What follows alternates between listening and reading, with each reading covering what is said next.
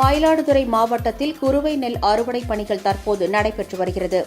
குறுவை நெல்லை கொள்முதல் செய்வதற்காக நுகர்பொருள் வாணிப கழகத்தின் சார்பில் மயிலாடுதுறை மாவட்டம் முழுவதும் 140 நேரடி நெல் கொள்முதல் நிலையங்கள் திறக்கப்பட்டுள்ளன. இந்நிலையில் காரி பருவத்திற்கான புதிய விலையை எதிர்பார்த்து கடந்த மாதம் 25ஆம் தேதி நெல் கொள்முதல் பணிகள் நிறுத்தப்பட்டன. இதனால் ஒவ்வொரு நெல் கொள்முதல் நிலையங்களிலும் சுமார் 5000 நெல் மூட்டைகள் தேங்கின. இந்நிலையில் மயிலாடுதுறை மாவட்டத்தில் நேற்று இரவு பெய்த பலத்த மழை காரணமாக நேரடி நெல் கொள்முதல் நிலையங்களில் விவசாயிகள் அடுக்கி வைத்திருந்த நெல் மூட்டைகளை மழை நீர் சூழ்ந்துள்ளது.